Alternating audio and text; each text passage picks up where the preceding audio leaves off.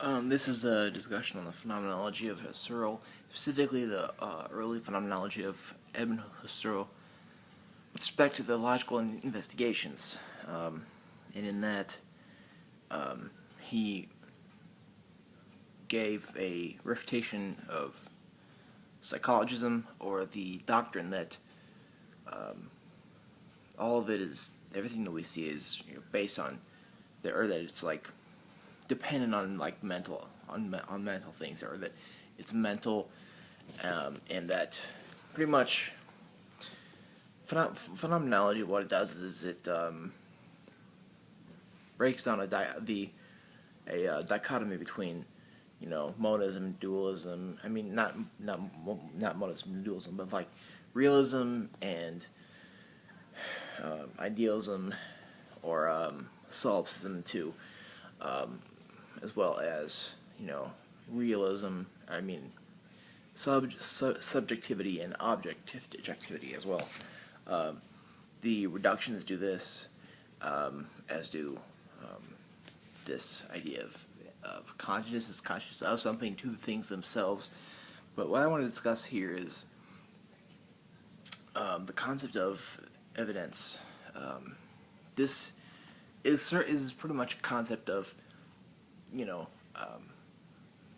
being in, or experiencing the presence of things self-given, or experiencing self-givenness of a thing in itself. Now, when I say thing in itself, I'm talking about Husserl's dictum, which is not, Kant had the dichotomy between phenomena and noumena, phenomena being basically, for his idealism, representations, that we get these mental phenomena, and there's most likely noumena behind those things. Behind that phenomena, you have a noumena, which is the thing in itself, which we cannot get at. That was Kant's idea. Husserl's idea is essentially that to the things themselves, meaning what we see, what we are looking at, what we see in our life, that is the thing itself, without any presuppositions of what's behind that, or as to what we are just studying the phenomena. We're studying the things themselves, what we see on a daily basis. We're studying those things themselves. When I hold up this remote, I'm studying this thing itself. I'm not trying to say that I'm not trying to discuss any kind of noumena behind it, but the thing itself, which is the reductions. It reduces our study to those things. There are three reductions, but that's a brief little discussion. Evidence is a not all too common discussed part of Husserl's phenomenology. Essentially, it is based on two meaningful relations of founding and fulfillment. Essentially, when we have consciousness is consciousness of something, and we have this intentionality, and we have double intentionality, partly of the phenomena, Husserlian term phenomena, the things themselves. We have intentional consciousness of that, as well as consciousness of time. Husserl's book, Phenomenology of the Consciousness of Internal Time. It's a great book on that. Alright, this cat behind me. Let's see. Sorry about that. Anyway, we have these intentionalities, and we have noesis and noma. I'm just kind of briefly going over some things because we're kind of trying to come towards these meaningful relations of founding and fulfillment, as well as the synthesis of those in evidence. And we have noesis and noma, which is the act, or the matter of the act, and then we have the correlated meaning that comes with it. And essentially, we have evidence. The concept of evidence for Husserl is perception of the self-given thing in itself, self-givenness of the thing in itself. So essentially, we have two meaningful relations to discuss here. One is founding, or fundiert, in German. Founding is when an A cannot as such exist except in a more comprehensive unity which associates it with an M. Thus, A is founded in M.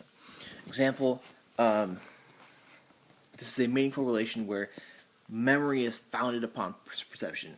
I have memory. Actually, this is a really good thing to buy if you are interested in phenomenology and existentialism. Would be the comprehensive guide to phenomenology and existentialism. It's edited by Hubert Dreyfus, and it pretty much has a bunch of stuff. Like, it has a bunch of stuff on the concepts and the figures in phenomenology, as well as the concepts and figures in existentialism. That is a great resource. I got it on Kindle for like probably $45, which seems like a lot, but it's a great value.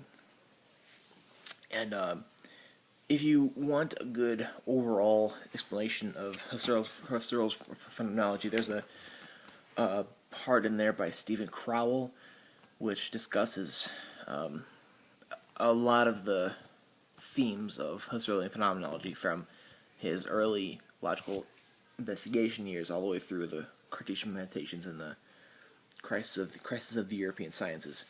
And essentially, that will help you understand a lot of things, rather than just kind of, starting from scratch with reading the Husserlian text without any help.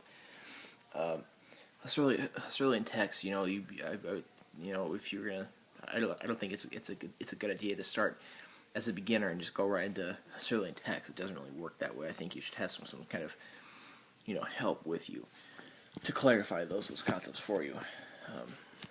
Anyway, founding. If I like Stephen Crowell in that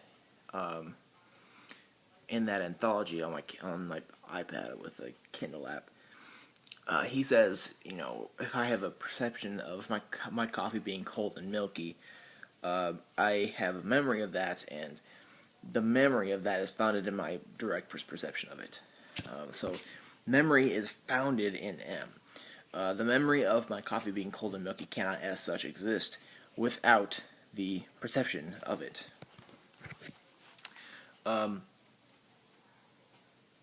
Another founding relation, categorical act or judgment, is founded also in perception.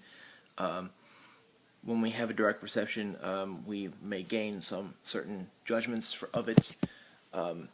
That judgment cannot as such exist without the perception having happened. So judgment is founded in perception as well. Another meaningful relation, again, Husserl says that these are not real relations, causal, psycho-associative, as well as, real relations. We're talking about meaningful relations. Another one is fulfillment, or Erfüllung. This is where a categorical act is fulfilled by perceptual content. Now, Husserl in the logical investigations, discusses,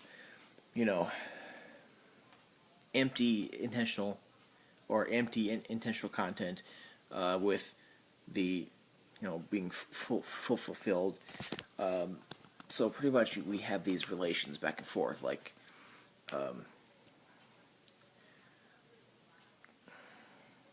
essentially, fulfillment is a judgment being fulfilled by the perceptual content. So not only can this judgment not exist without the perceptual content, but a judgment having existing because of that founding, the judgment having existing, that the judgment or the categorical act is fulfilled by the content of that perception. And there's discussion by Husserl about empty content here, where we can do empty calculations not only with empty content in mathematics, but we can also do this with respect to fulfillment. So, like, let's say that we have a judgment that my coffee is cold and milky, and we try and get that fulfilled, in certain perceptual content. And let's say I take a drink of my coffee mug and there's nothing there.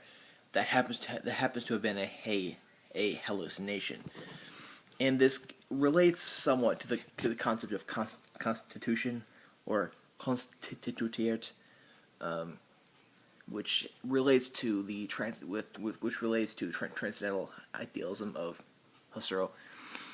This concept of constitution has to do with, let's say I have this rock where I can kick it down the road, I can throw it, I can use it for my path. If I'm making a path to my garden or something, I can use it for that. I can use it for various things. I can do all these things with it, and that shows that this is one kind of piece of not only a piece of perceptual content, but a thing in itself, a self-given thing, which this matter of it existing, being constituted in so many different things, shows that it is self-given. But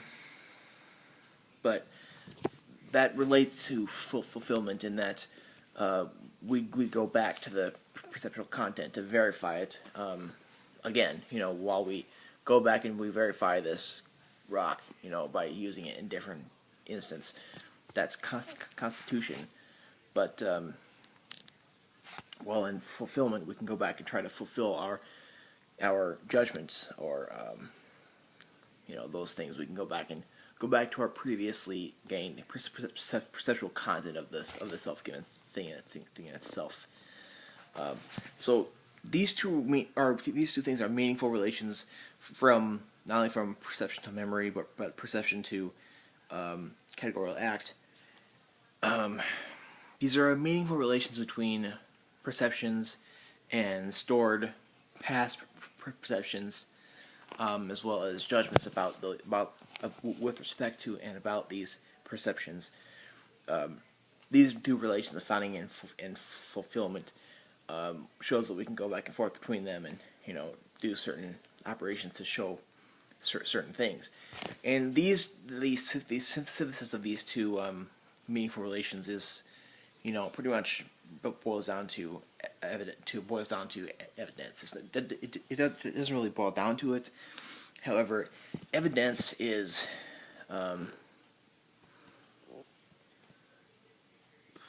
perception of a self-given thing in itself. And given these meaningful relations, if we have a perception and a judgment, and the judgment is fulfilled in that perception,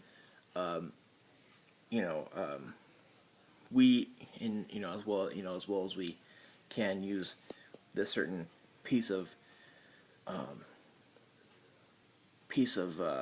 perception about this self-given thing in itself. We can be sure that we are experiencing a self-given thing in itself, and this is evidence in which this is essentially assured that we are not having a certain hallucination of a sort. It's evidence, it's for sure experience in that because of these relations. Now, it can be done a much better discussion of this, but this is what I have come up with.